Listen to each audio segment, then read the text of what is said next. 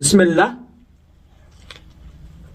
अस्सलामु अलैकुम। आज बनाओ अस बचन तो बड़न बापत अख मजेदार ऑमलेट रोल। यह ऑमलेट रोल हेकिव तुम बन तो पत बचन स्कूल लंच बॉक्सस मज थयित तो सत दित। गैसस पे थो मे तव तो अथ मज त्रो मे तिल कतर ओड़ तो यह करहोन तेल गरम।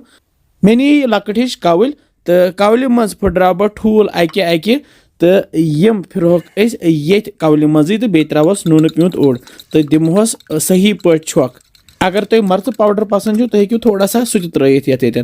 तेल गरम गि फिर छक दित ठूल ये मजी तो दिमहोस बे साइड फिरन तो बे साइड फिरन दित मे चोट हुरियम यस काल चोट तो यह त्रा मे ये मजी तो दिमहोस वन बे साइड फिरन अत सती तल मे गैस लोतुय थोमुत तो यह चोट करहोन बे साइड नरम नरम गि फिर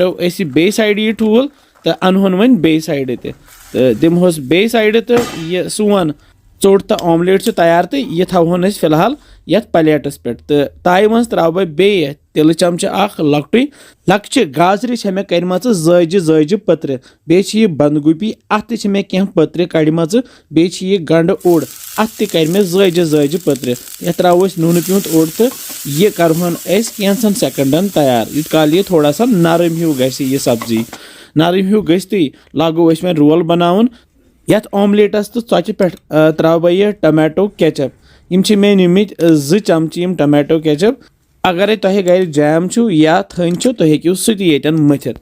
तो वन त्रो यह सब्जी यस वन गोन तैयार थो कर तो अमे पत फहलावो यह सरसी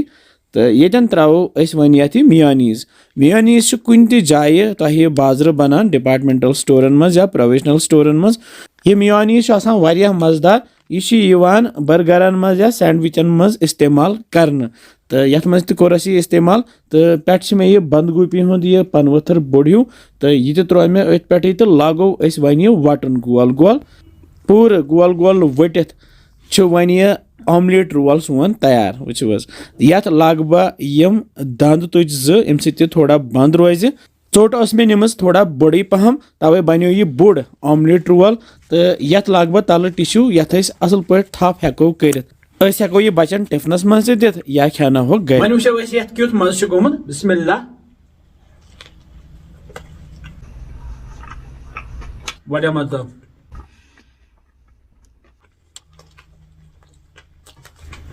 वारिया मजेदार वारिया जबरदस्त। अगर तुह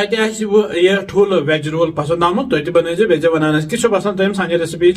इंशाल्लाह समखो बे जल्दी तुम पन ख्याल पे रबस हाल। अस्सलामु अलैकुम।